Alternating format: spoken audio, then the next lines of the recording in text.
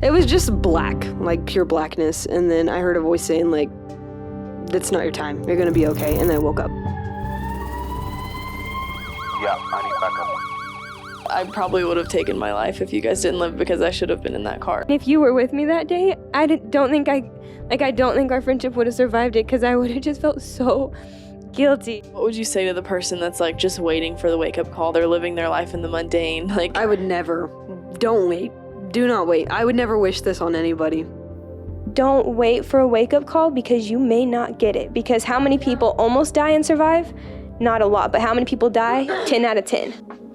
Hey godly girls and guys, this podcast is for God, from us, and to you. You're listening to XOXO Godly Girls. We're just two best friends who like to talk and love Jesus. Tune in every Friday for new episodes wherever you stream podcasts. We're excited to grow with you in this faith journey. Are you ready? I'll try and sound like you. Okay, do it. I can't. Your voice is just a higher version of mine. Hey, I don't want to feel like I'm mocking you. Hey guys, Hey guys, it's Kaitlyn with the Godly Girls, the XOXO Godly Girls podcast. Today we have special guest me. And if you're wondering who that is, Tori, explain. Yeah, I'll explain for us. So, Wait, that's okay. Caitlin just started the perfect intro because we've been trying for the past 20 minutes, but we've just been laughing nonstop, basically. So this is Caitlin. She just introduced herself, which was very informal. Very kind of you, thank you. On our end, but we're grateful for you doing that. So, you should tell them who we are. Yeah. If you're new here, I'm Abby. I'm Tori. And today we have a very special guest, Caitlin, who is my sister. So today we get to interview my sissy, and this will be coming out either the day before or the day after our 7-year anniversary of life. Everybody watching right now is like, they're only 7 years old. How do they look so old? We look so old. We're just very mature for our age. We are celebrating our 7 years of life anniversary, not because we are 7 years old, but because we've been living our lives for 7 years.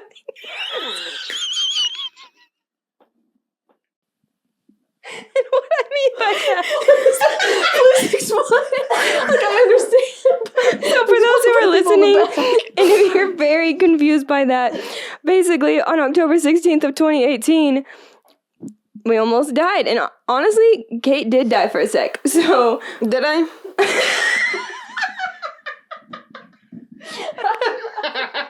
Wait, did I?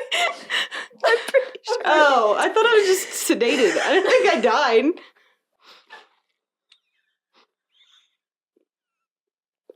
Wow, this is news. Maybe I'm wrong. I was I've kind been of alive for 7 years.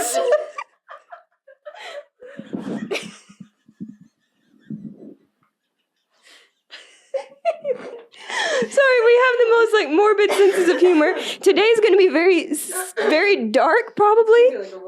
It's going to be a roller coaster. It's going to be emotional, probably some sadness in there, but we're starting off with lots of laughter because that's just how we live our lives. And we make lots of jokes about this, which doesn't sound good.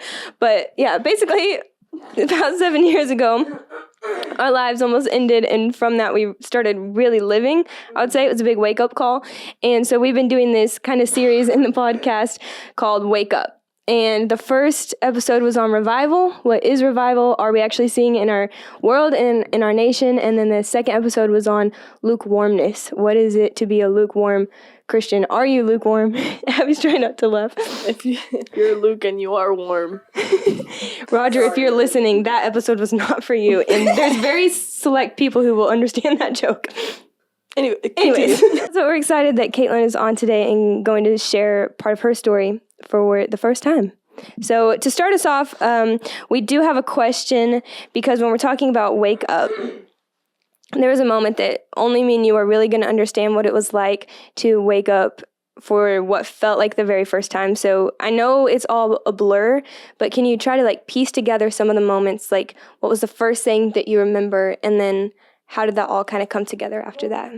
It was just black, like pure blackness. And then I heard a voice saying, like, that's not your time. You're going to be okay. And then I woke up in Columbia. And, like, I knew what happened. Like, I knew why I was in the hospital. But, oh, my gosh, like, that was awful. So Kate was intubated for like 3 days, I think. Yeah. For 3 days, where they didn't know if you were going to make it. Even, which is crazy to me because I'm like, you were aware and conscious. I mean, you were kind of in and out of it, but enough to where you could write on a whiteboard and they still didn't know if you were going to make it, because I've wondered that before. Well, I guess like a laceration to your spleen is like a very severe thing, because Zeph's mom was telling us like a year and a half ago, that whenever she was a kid, they thought she lacerated her spleen and they had to rush her to the hospital because I guess that's like super, super serious. You had multiple organs, your like spleen, your kidney, your liver, like a bunch of stuff was starting to shut down. My lung was ripped away from my chest wall and stuff. And sometimes, like, I think I'm getting side stitches, and I just figured this out like 2 days ago because I've been playing Just Dance. And like, if they have like a lot of moves above your head, like right here starts to hurt, and I think it's because I'm still like, maybe there's like scar tissue or something from my lungs being ripped away, because I have a scar right here from the chest tube still. But yeah, I just figured that out the other day. I was like, yeah, interesting. Yeah, it is funny though, because I make connections about things too, and I think it's hard to explain because this was one moment in our lives, like one day. Obviously, there was a long journey of recovery and stuff after that, but from that split second, the effects that it can have on your body, like it will have on your body for the rest of your life. Yeah. Like my body's never going to be the same. And I feel so, people like, you're in your prime, like take it in, like you're literally, you aren't in pain, live it up. And I'm like, I am. I'm in pain every day. I am. I know these old people come in to the bank whenever like their bones are hurting or whatever. And I'm like, oh, I understand. And they're like, no, you don't. And I'm like, yes, I do.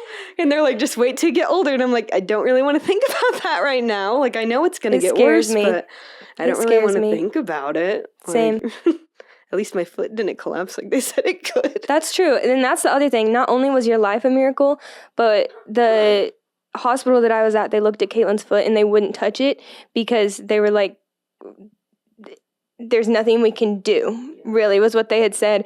And they didn't think you'd ever walk again. And so they sent her to a different hospital. She got air flighted a couple hours away from me. I didn't know this at the time. And obviously you were out of it. You didn't know it either, that we were separated. But we didn't know until you were walking if you could walk. I know. Yeah. It's crazy. It was a waiting game, like a couple months of we hope so. I can't believe it's been so long. I know. Sometimes it feels like it's been longer, though. Do you know what I mean? Like sometimes it feels like it's been forever, away. Like our whole lives. Yes, because that was the moment that we woke up and it felt like life started. Isn't it crazy that trauma, like the things that it does, wild, whack. Yeah.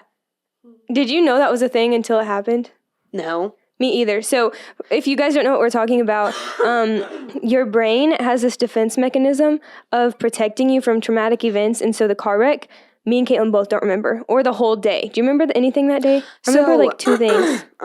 My friend at school, Carly, she, I guess, sat by me at lunch that day. And that was the only day that she ever sat by me at lunch. And I remembered her sitting by me that day. Yeah. But I don't. Doesn't feel like that day. No, it felt like a week or two before. Like it wasn't the same day. Yeah. That's all the timelines of everything in my mind were mixed up. So when I woke up in the hospital and it felt like this is the start of my life. So sometimes it feels like it's been forever because my life before, which we can talk some about this because I know you're the same, but who I was before in my life before doesn't feel like my life. So part of me feels like the wreck was like the start of everything. It was the wake up call, I guess. Yeah. Yeah. So, with that being said, I do have a question, or you can ask it if you'd like. We're going into, and feel free to like chime in at any point. I know it's mine and Kate's, but you were there. I'm enjoying. you were there for the whole thing, and you may have questions we don't think of because we were living it. So, feel free to chime in. Ask me anything. Yeah. Okay, this is a straight to the deep. Okay, you ready? Yeah. What did almost dying teach you about the importance of living? To live every day like it's your last. Like genuinely, like don't take people for granted who you're like, oh, like I'll see them tomorrow, I'll see them next week. Because like car accident could happen. Somebody could just have like a random heart attack, you know? Like it doesn't matter. Like they could just be gone in an instant. So like try not to leave people angry either. Because Mom and I got in a fight that morning, and I don't remember because I don't remember that day, but she was like like killing herself mentally because of that, because she was blaming herself for not having what could have been last words with me. You're like, but it's not your last words. I know. Yeah, but you know what I mean? And it's like, I don't know, just live every day to glorify God and just be nice to people too, because you never know what they're going through. Like, what do you want to be genuinely. remembered as? Like, Yeah. yeah. Oh, wait, like, is that a question or like? Yeah, I mean, either, because, like, I think that when I thought that I was going to die, I was probably thinking, like, I mean, I don't know what I was thinking, but I've always been told to think, like, the life you want to live, what kind of things do you want to be said about you at your funeral? And you just never think you're going to die that young. But then when you're that age and you're like, oh, I didn't have a chance to redeem myself from the decisions I'm making right now. Like, what would they have tried to come up with to say good about me instead of what was actually true? Yeah. And not that you do everything for the approval of man and to, like, look like a good person, but it's a good question to ask. But I do know what you mean, especially if you, like, say that you're a Christian. What are these non-Christian people going to think about you whenever you're gone? You know? Like, what kind of person were you and everything like that? Like, I don't know.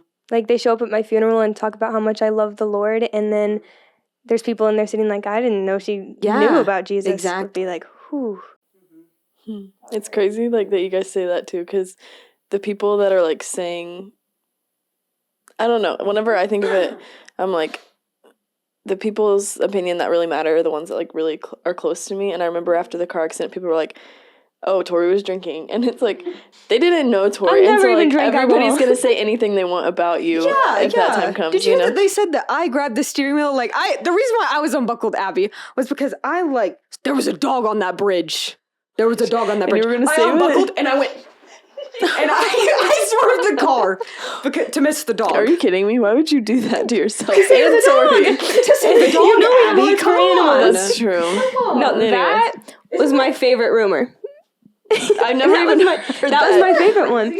But that is so true, and it's important because every year it seems like there's, I mean, in anybody's life there's tragedies and there's things that happen, and people throw around rumors like it's their small talk. Like, other people's tragedy, other people's trauma is their point of conversation, and it just It makes my blood it makes me boil. sick to my core. And I think it's because it was us that There's been 2 people who I graduated with that have died of car accidents. Both women, and I don't know if either of them knew the Lord, so that really bothered me at first. And it still kind of does if I think about it. But people were, which I don't know the story. And one of my coworkers was trying to gossip about it, and I said, don't say anything until you actually see something on, like, a police report, because you do not know what happened. You don't know. Yep. I had a similar, there was a girl who died almost a year exact after our wreck, who I was once friends with, who seemed to know the Lord and then seemed to really fall off. I wrestled with that a lot, and we were sitting in an art class, and these kids were talking about it, saying, like, yeah, but she was, like, on stuff. She was going kind of downhill. And you guys know I'm not, like, my tone was not kind in that moment. That's all I'm going to say. Because I was like, you have no idea. You don't know. And her family is grieving her, and you're gossiping about it. Like, you're out here making assumptions, and they just lost a daughter and a sister, and you have the audacity to sit in here and say, but this could have happened, but this could, like, stop speculating and let them just put her body to rest in peace. Yeah. Sorry. Maybe that's, like, so harsh, but It's so true. It's so true. And there's been so much death in our community, like, young people this year. And people just like to talk about it. And it's like, just leave their name out of your mouth and let their family rest. That's why gossip is bad. Gossip is bad. Do not let any unwholesome talk come out of your mouth. That's why it's called Godly Girls. Take that gossip out of there. This is godly. True that. Amen. That's good, sis. We had just done a series on, like, to our past self, to our present self, to our future self, and what you said about, like, live every day like it's your last. That's been, like, the pursuit of my life ever since then, I felt like. And then we did the episode on the future, and I was just feeling convicted because I'd been so much like, I have to live every single day like it's my last, that I don't think of much of a future ahead. And so I'm, like, so focused on, like, doing all the things right now that, like, I'm missing out on the actual moments, or I'm not thinking about, like, the potential that life could be. So it's been really hard for me to find that balance, because used to I just to go about life and this and that and that. And then I became so just aware of death because there was the wreck and then there was Papa. And it just seems like growing up, me and Kate have been faced with so much death. Like, it's always been at the forefront of our lives. Always. The first funeral we went to, we were probably 4 years old. The first person, you were probably like 4, I was probably like 5 or 6. Yeah. Uncle Elvin. The first person we saw die. Yeah, because that's true, because we were over at his house all the time. I remember that. Yeah. We've always been very aware of death, and not until it happened to us did we realize, like, oh it can happen to us, I think. Yeah. Well, my anxiety was always about death, but, like, I still, like, you never think about it that much that, like, oh, like, that could have been it. No more Kaitlyn on this earth. Like, that's crazy. I want to talk about that a little bit because you have gotten better, and I know part of that's because your relationship with Zeph, he's been so good in helping you to find that calmness and, like, you've been able to trust in the Lord more. But growing up with you, death was your biggest fear every second of every day. And I remember I'd be like, Kate, like, I'm like the opposite. I'm like, death. I'm like, to live is Christ, to die is gain. And so I'm like, you know where you're going. And I would try, like, so hard the other way. But you'd be afraid, like, I don't want to go on cruises. I don't want to go on planes. I don't want to go, like, anything because you're like, I'm going to die. Yeah. In your mind, you always thought, I'm going to die. But then on October 16th, 2018, you got in the car with me and you didn't have the thought. And I maybe did die for a second. Who knows? Maybe she did die for a second. Yeah. Anybody know? Only he'll let us know one day. But you lived your whole life in fear of, like, what if I die? And then you almost died. So how did that shift that fear when you realized, like, oh, the Lord saved my life? Were you more afraid because you were so close? Or I think for a little bit I was more afraid, but not afraid that I was gonna die, but just, like, say, like, Zeph's driving for, like, a service call and he's going far out and I can't reach him. Like, what if he's dead?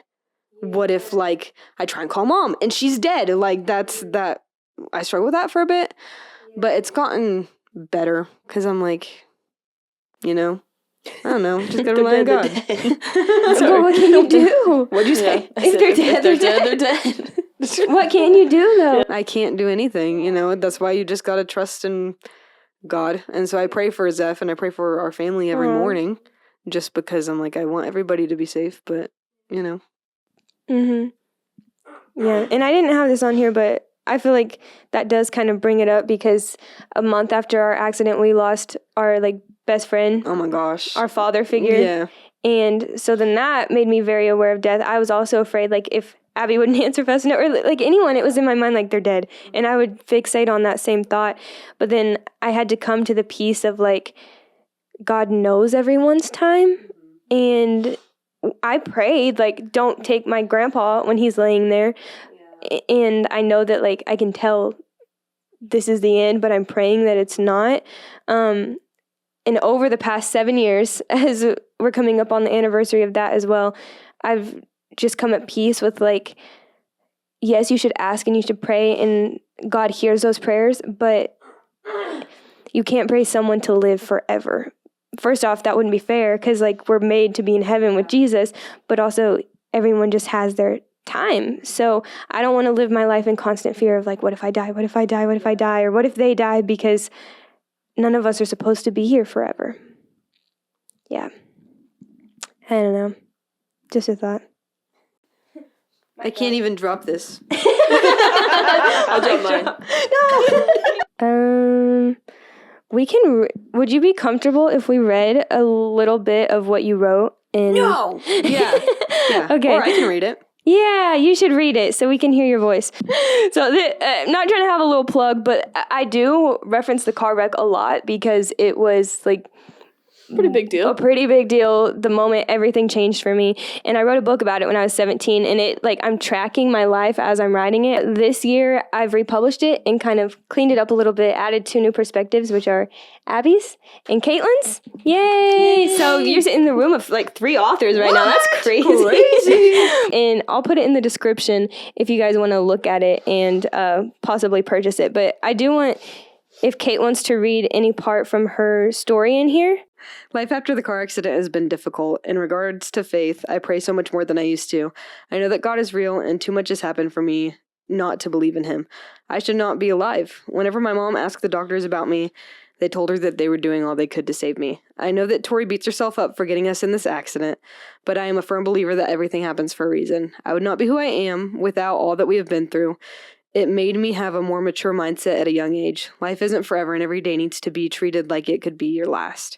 I would hear people say that all the time, but never realized how true it was until it almost happened to me. A split second in my day changed everything. Everything. Like, this might be like a totally different route, but I know that like survivor's guilt is a real thing. And so whenever you said in there, like, I shouldn't be alive, do you still feel like that today, or has that, surpassed? Well, because like the two girls who died that I graduated with that didn't know Jesus, after I found out about the last one, because she was best friends with one of my friends from high school, Zeph came into our room and I was just bawling, and he's like, "What's wrong, Kate?" And I was like, "Why am I alive and she's not? Like, why did I know God and like had Jesus in my heart, and I would have been like ready and I would have been in heaven, and she's dead, and I don't know if she's in hell, and I don't know if she's in heaven, and I don't know if she had a chance to know God, make things right with him or not.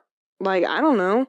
So it's like whenever I hear about stuff like that, I'm still kind of sometimes like why am I alive? But Zeph, he's like, "Babe, look where we are now." He's like, "We're married, we have our own home. I have you." He's like, "And God's not done with you yet, clearly, if you're still here. So just try and think about that, because I'm happy that you're here." And I'm like, "Thanks, babe." So he really helps me a lot with that stuff, because sometimes it's hard.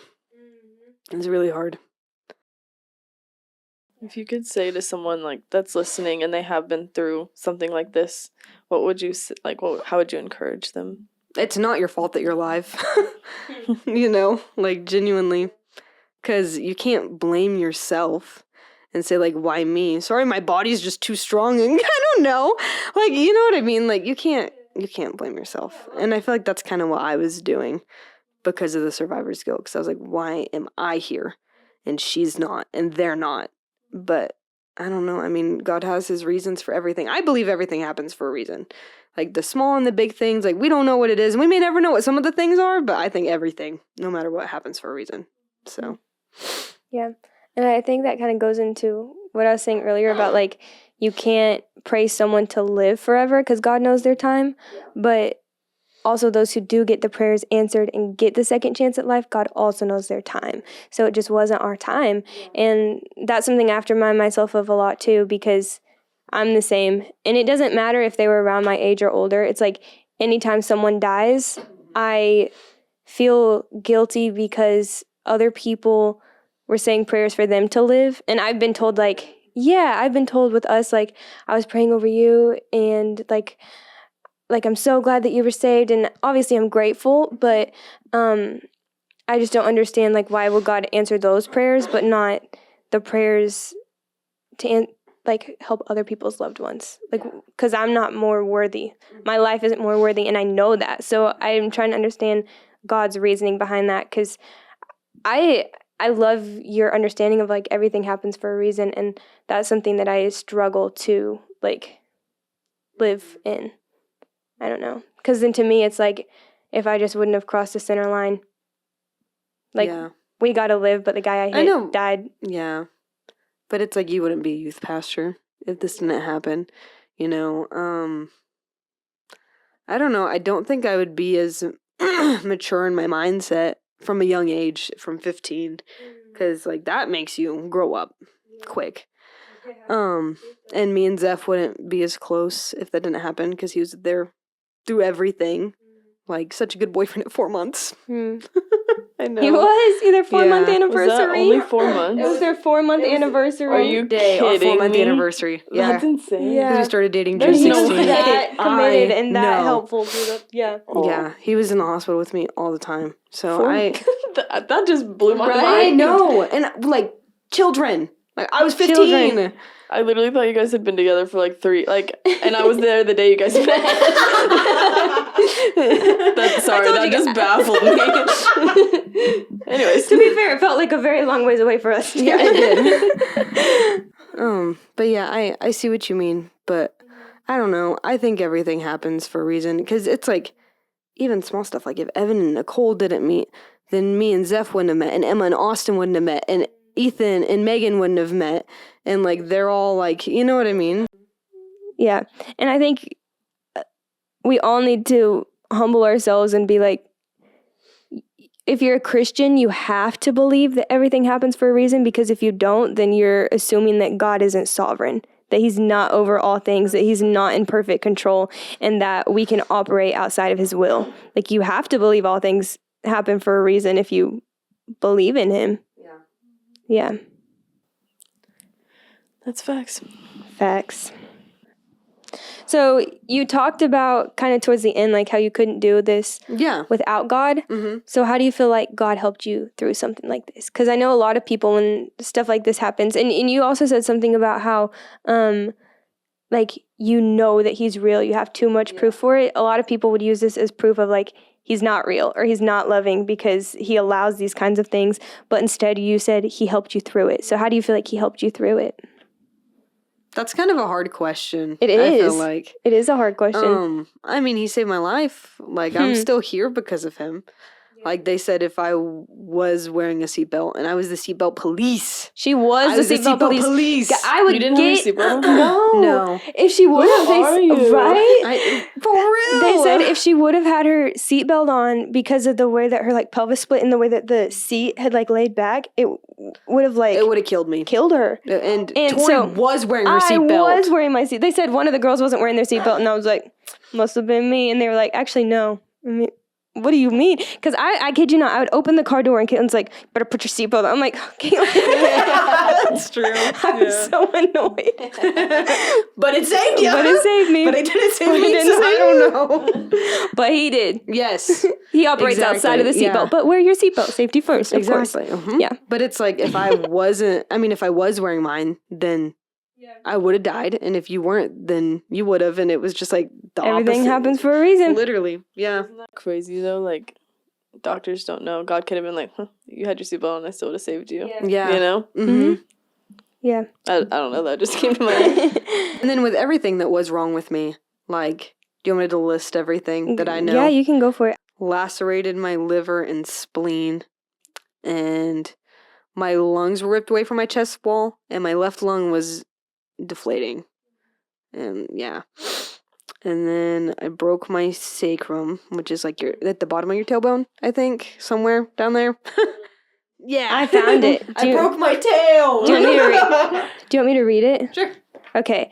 So I have my injuries listed here as well. It says, I had broken my right femur in multiple places. That was my big thing. They put a metal rod through my thigh, going from my hip all the way to my knee. I had torn ligaments in my neck, which explains the neck brace. Apparently my neck was pretty close to breaking and some stuff got all stretched out. I don't really know what happened. I got confused. There were too many details to remember. Did I say I had a concussion? I don't even think I had, oh wait. Yeah. I sprained my right ankle, fractured my pelvis, 3 staples in my head, 7 on my left knee, and a severe concussion, which explains the memory loss. Kaitlyn broke her right femur too. It was severe like mine, but her other issues far surpassed anything I had. She broke her pelvis, and they used this thing called an external fixator to keep it in place. Mom showed me that thing. Oh it my sounds terrible. gosh. Mom showed me a picture, and it looked scary. There were 2 metal bars going into her bones that came out about 5 inches from her skin, connected in front of her in the shape of a V. She broke her sacrum, had a collapsed lung, a lacerated liver and spleen. Her foot was the biggest concern. They didn't know if she would ever walk again. All this in the foot. Yeah. Yeah. Isn't that wild? Yeah, it is. Because now I look at it and I'm like, ooh, that's a pretty nice looking foot. It is a nice foot. Yeah. I don't know How how they long- got it back to that. Yeah, that's crazy. How long were you guys in the hospital? I honestly can't even remember. You were in there for like a week. A week or and two? then they sent you home too early. But you were in there for A month. a month. It was about little a month. under a month. A little bit under a month. Because I was Because you in- came home and Papa was like that's where my time frame is lined up. Yeah. So in those moments when you were like trying to kind of come back to, if you don't know how to answer this, we don't have to. It's just like to tie it back. How you feel like God helped you through a time like that. I loved how you were like, well, I mean, he saved me, because it's like, yeah, that's so true. Like sometimes I forget that like he saved me, not just from my sin and salvation, but my life. Like he could have just taken me in that moment. It would have been easy. He could have if he wanted to, but he saved you. But then in those moments, I think for both of us, the hospital wasn't the hardest part. Like, yes, we had hard nurses and like I was passing out and it was The a recovery lot. was hard. But coming home to normal and having that new normal was really, really hard. And trying to find God in that felt almost impossible. Like, how do you feel like God was with you in those moments where you just felt completely helpless? Or did you feel like he was? I don't know. I think he sent other people to help me through it, honestly. Because, I don't know. I mean, God's there with us all the time, but I think sometimes he sends helpers to, like, help you through these situations. And, I mean, I wrote it for you, but Aunt Cindy was, because I wanted to kill myself. I couldn't walk for 2 months. I was like, what's the point of even living? Like, I want to die. And Mom had me call Zeph, and I was like, Zeph, I just want to die. Like, why am I not gone? Why am I here? I wish you would have taken me, because I'm useless right now. Because, like, I couldn't use the bathroom on my own, which is humiliating. And I couldn't bathe myself for 2 months. Also humiliating to a teenager. And everyone wants to come see you. Oh my like, gosh. I was just so done. Oh, there was a point where it's like everyone wants to come see you. People you're not even close to. It's like, this is too much. And then you get to the point where, like, everyone's gone back to life, but you haven't. And it seems like everyone's forgotten about you and, like, moved on with their lives. And you see all their posts and you see them living life and you're just stuck and helpless. Mm-hmm. Yeah. My friend Natalie, do you remember Natalie? Yeah, we've been getting dinner every month or so, like every month or two. So it's nice to see her, but we were actually just talking about this a couple weeks ago. And she was like, yeah, like we weren't close in high school because we were friends in 5th grade and then we just kind of drifted apart because that happens, But she said, yeah, it was like the day after the car accident whenever they announced everything. And people were like, oh, my friend Kaitlyn. She's like, how are you Kaitlyn's friend? She's like, I didn't reach out to you because I didn't want to overburden you. And I said, Natalie, I really appreciate that. Like, genuinely, because we weren't close, but I appreciate that. I said, and honestly, I probably wouldn't have even remembered if you messaged me because I don't remember who all messaged me and who didn't. But yeah, people are just like, oh, like, my friend Tori, my friend Kaitlyn, they didn't even know us. They just wanted to say stuff also because they wanted the attention for. Isn't that messed up? It's so messed up. That's we talk the same. I write about that in here. Yeah. How, like, It's like people using your trauma, not just as a point of conversation like we mentioned earlier, but as, like, a way for clout of, like, I knew that person is like, man, that hurts. That's hard. Sorry.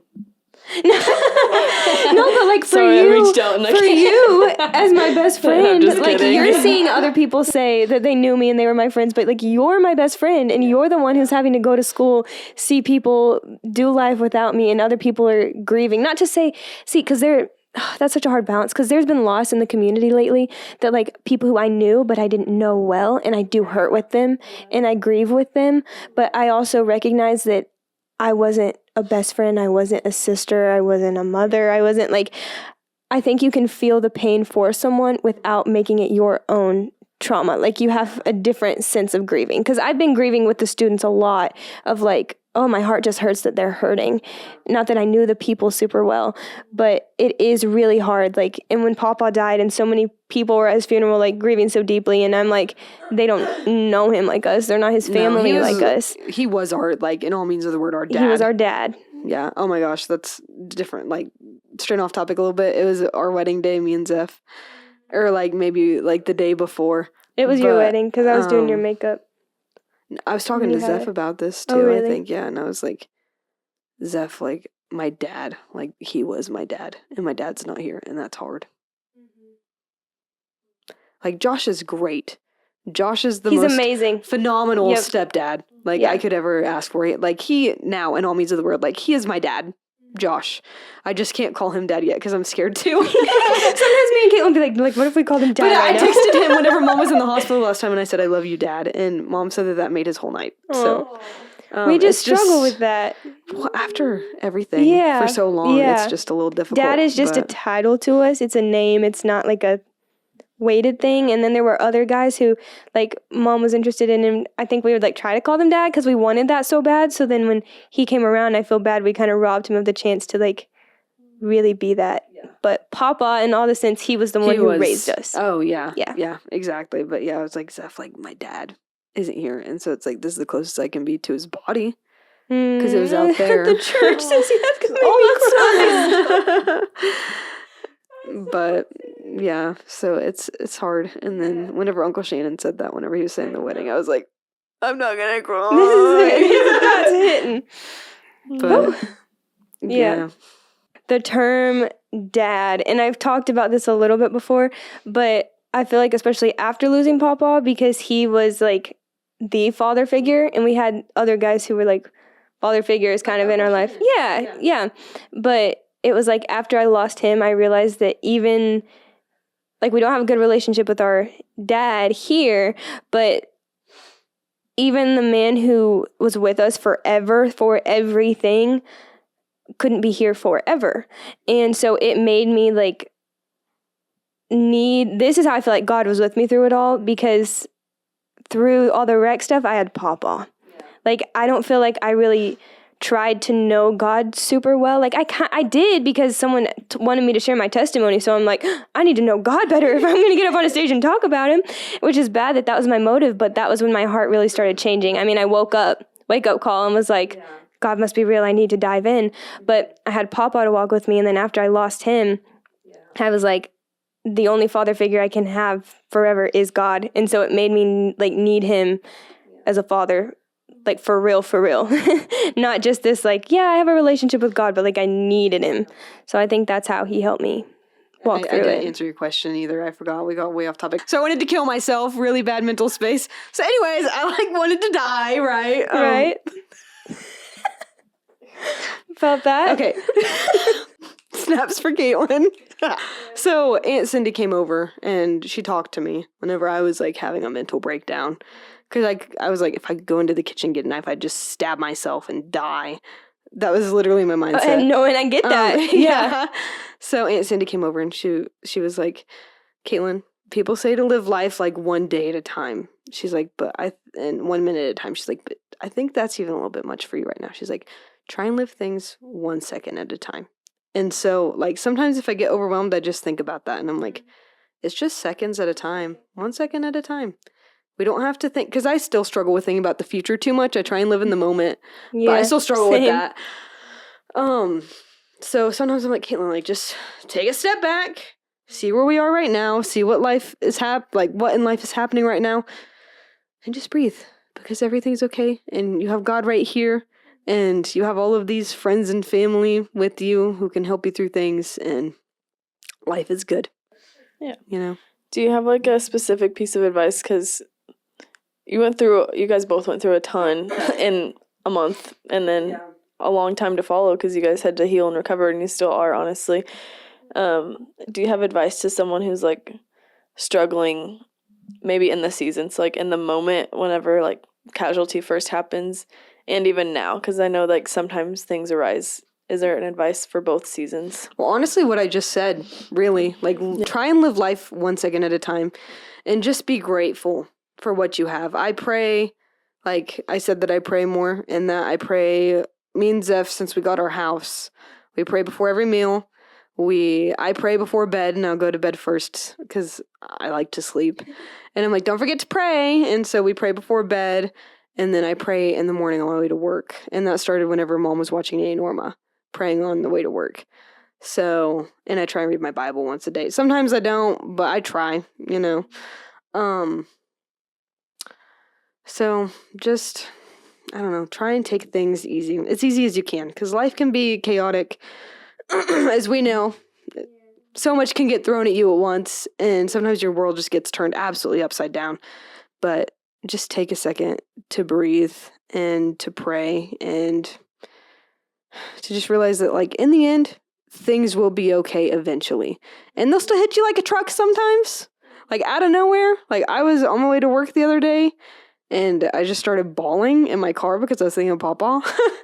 And so it just hits sometimes, you know, but like, everything is going to be okay, you know, 1 second at a time. Take a deep breath. It'll be okay. Yeah. 1 second at a time. And in that too, you were praying, reading your Bible, those things, like being consistent with that. If you want to know where God is through it, you have to invite him into it. And so that's when I really started to see, like, that's when it became not just a trauma dump story, but it became my testimony, was when I invited God into it and I started praying, reading my Bible, hearing from him, feeling close to him, because then it wasn't just about me and my circumstances anymore. Yeah. And so I think if you're in a season where you're struggling, you want God to walk through it with you, you have to invite him to and be like, God, I need you, because I never needed him like I did then. Yeah.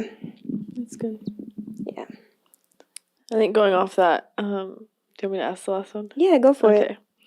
There's a lot of people that we encounter in life that don't have a traumatic experience. They never have an experience that you guys had went through. And I think a lot of times, sometimes we long for that. Like, people are like, oh, I'm just like waiting for that experience so then I can base my whole life off of that. Like, if that makes sense.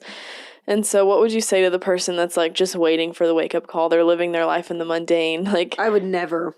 Don't wait. Do not wait. I would never wish this on anybody. Never. Like, it made me who I am, and I'm glad, and I wouldn't take it back for my life.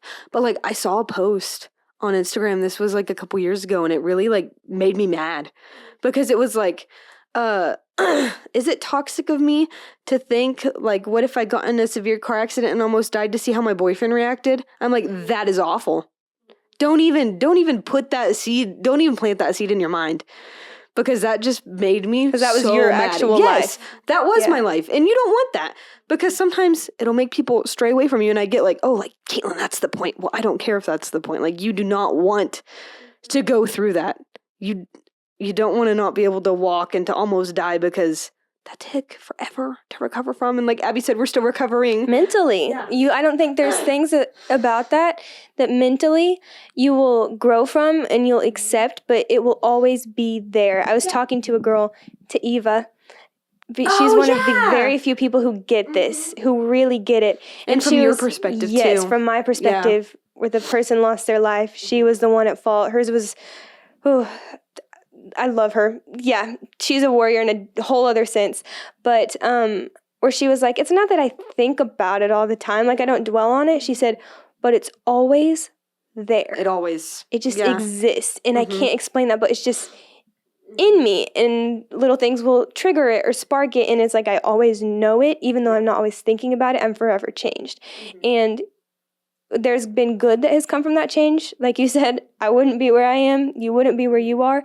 But not only would I not wish it on someone, my biggest advice is like, don't wait for a wake-up call, because you may not get it. Because how many people almost die and survive? Not a lot. But how many people die? 10 out of 10. Like the one 100%.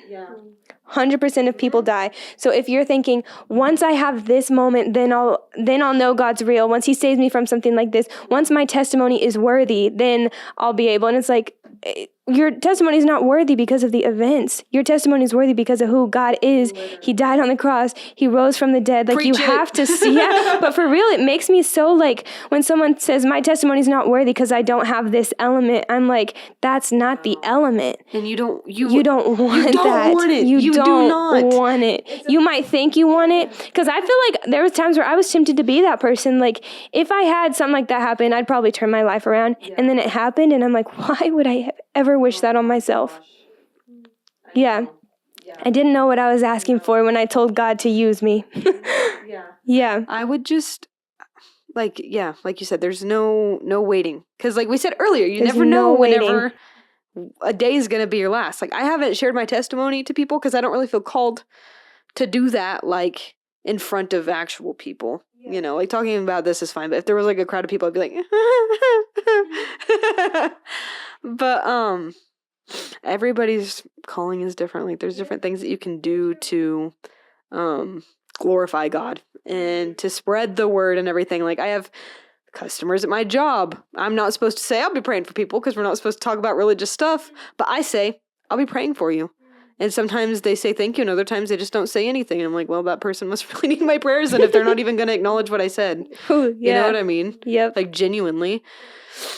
So, and there's been some customers that I've shared my testimony with, and they're like, oh my gosh, I had no clue. And I'm like, yeah. Yep. And that's, to me, Kate, that's more powerful, because there's like I talk to students a lot who are like, I just want to share my testimony. And I'm like, on stage with a mic? Like, have you shared it to the people in your school? Yeah. Have you shared it to your friends, to your family? And I love your heart for that, but like, I was asked to share my testimony before I really was in a good place. Yeah. Like your testimony then versus your testimony Yes. now. Like I thought it was good before, but then looking back, it's like I don't want to sound mean. No, because you were a completely teenager. go for it. You were like, I was a teenager. It was more about you. It was and much less more about God. me. And now it's Yes. more about God. Like at the women's conference, you Yes. had me bawling, but I was just like, this is amazing. And I went and I told Zeph, and I said, Zeph, you'd be so proud of Tori.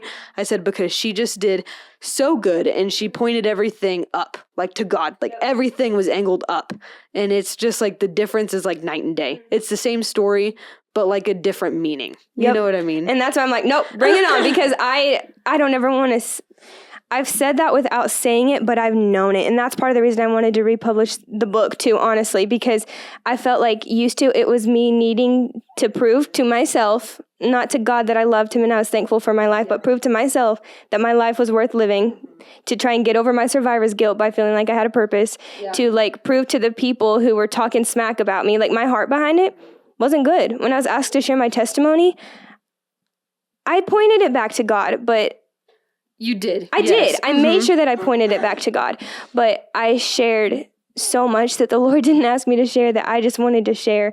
And so when students come to me, with the kindness, I try so hardly to redirect, but I know their hearts because I was them.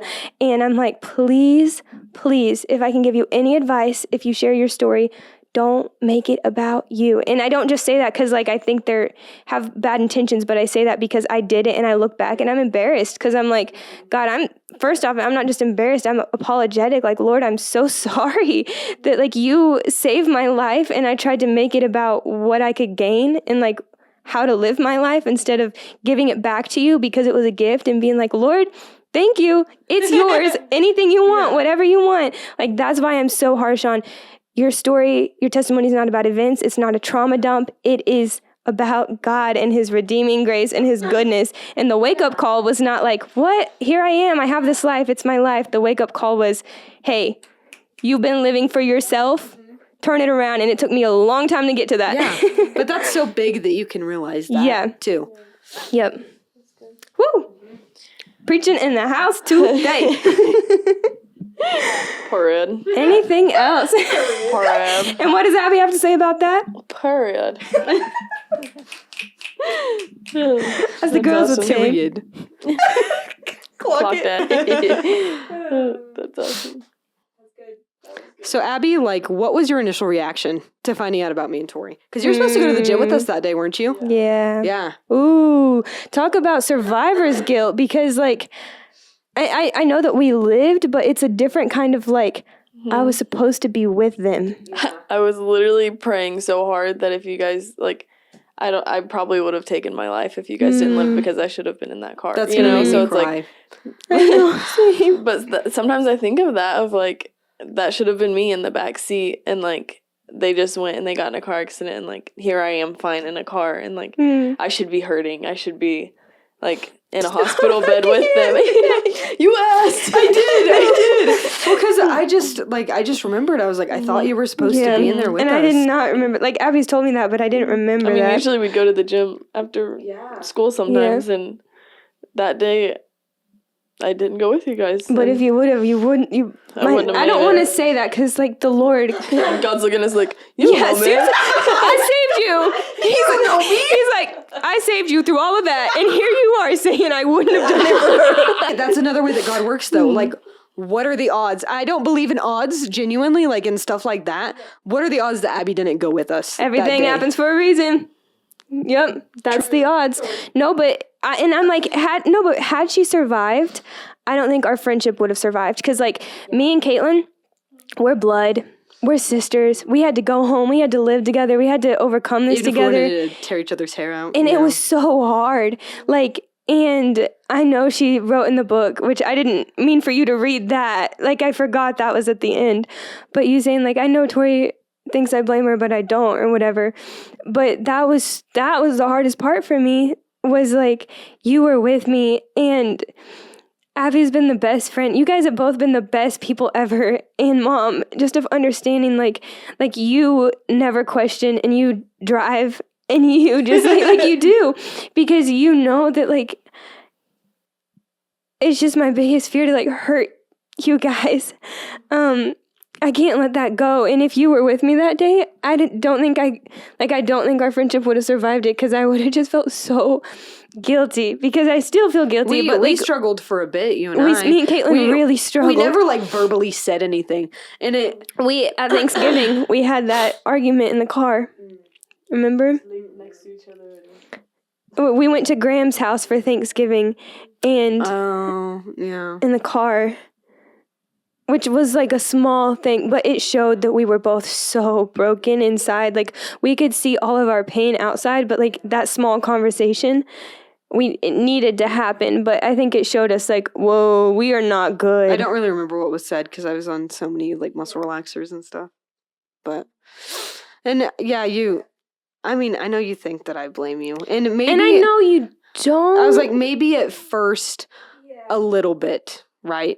Because I was like, oh, like, this is my life now. Like, but I don't want to say I was mad at you. I was just mad at the world. I was too. I was so mad at the world. I was and too. I was kind of mad at God, but then it's like, why am I mad at God? God saved me. Why am I like, oh, dang it.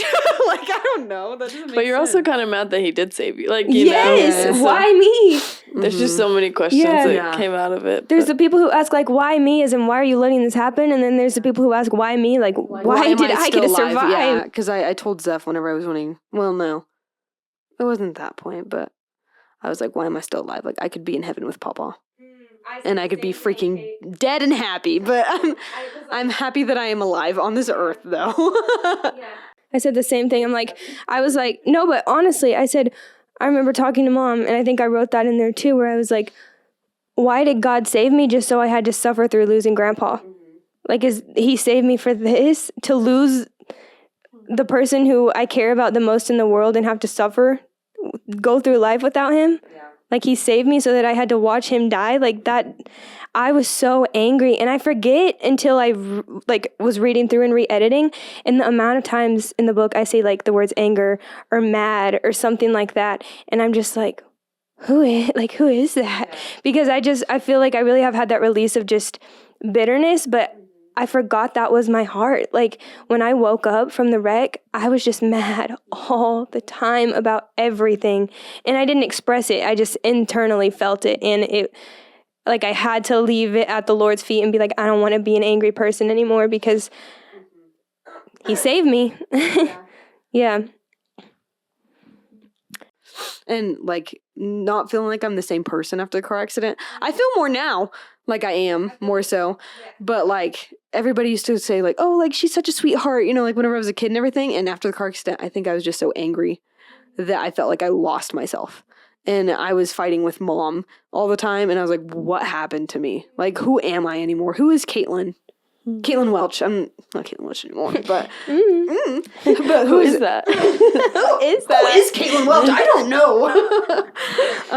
But yeah, and so it's like, God help me find myself again, thankfully. But like, I struggled with that for a while, like a year or two, because I would just be with Zeph, and I'd just start crying. He's like, "What's wrong?" And I was like, "Who am I? Am I me? Am I the me that you fell in love with?" I was like, because I don't want to be a Kaitlyn that. Like, I don't want you to just love me because I'm me and not the person that you loved whenever we started to date. You know? Like, that was hard. Because I was like, I feel like I lured him in with my little sweet self, and then the car accident happened, and I was just bitter. And I was just angry, and I just wasn't me anymore. Man, but, like, Zeph was for better or for worse before he said I do. My gosh. Like, honestly. At 17 17 years old. That's insane. We were children. Yeah. Yeah. And when we talk about, like, waking up and then that disconnect of, like, not having that day and your whole life feeling not like your life, feeling like a movie, I've struggled with that for so long, too, of, like, I I just didn't know who I was. Like, I knew who I was. I had the memories distant, but I didn't know who I was, and everything felt so disconnected. And so, like, I was on this new endeavor of, like, I want to live for the Lord, but before the car wreck, I was living so not for the Lord. I was, like, and not that I was just a super sinful person, but I claimed to be a Christian, but my life didn't line up with that at all. And, like, that's how everybody knew me, and now I felt like on this new journey, but no one else had that experience except for you of, like, this is my old life. This is not me. Like, pre or post car wreck Literally is my woke life. up a changed human. Woke up like, different wild. human. I'm like, what the heck am I doing here? I feel like I'm born for the first time. I'm like seeing things and hearing things and smelling things, and I'm like, really, like, all my senses came to life, and I just realized, like, I was able, and I'm like, what is life? Tori's Like having a Ariel coming out of philosophical the moment. What did you say? It's like Ariel coming out of the water. Like, A whole new wait. A Is whole that new Jasmine? world. Is that Yeah, that's Aladdin. Oh, dang. Well, Disney But princess. I was just so lost and so confused. Yeah, I totally get that. Totally get that. And you're the only one who gets it on the same level. But in that, like you said, testimony used to be a lot about me. God has had to do a lot of work from the moment that I woke up till now. And I think we have to be gracious on people because it's the same thing with the Christian life. With people who accept Christ, you have your old life.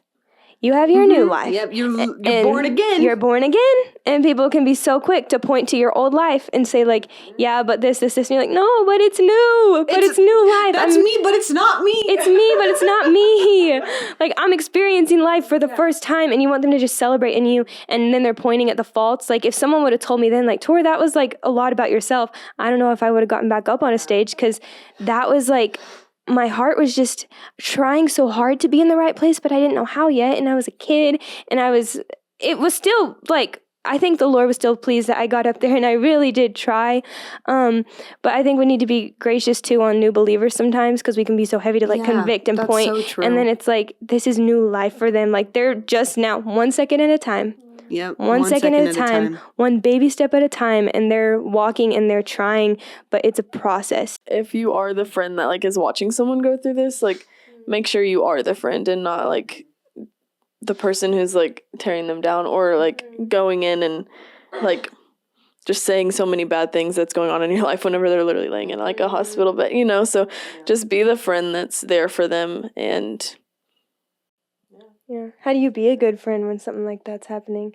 Because, like, we feel so separated from our old life, but, like, in the same way you felt that with Zeph, I felt like all my friends wanted the old Tori back, and I just couldn't find her. Like, as a friend, how do you process, like, your friend going through all this and help them, but also, like, respect that confusion that they're trying to go through? yeah, I definitely didn't understand, like, the brain, like you guys are talking now, that's kind of cool to understand now, like, just the brain shift that you guys were like, I don't feel like I'm myself. And so, like, at that time, if you are the friend, like, hearing, like, if they're telling you that, like, understand that and take it in. And it's literally baby steps. Take it one step at a time with them and just stand alongside them, even in the confusion, because it all is confusing going through any of that. Nobody expects to go through that, I don't think. And so when you are, like, everybody's learning in that moment. Like, your mom was learning how to be a mom in that moment. Josh was learning how to take care of you guys. Like, yeah, he did.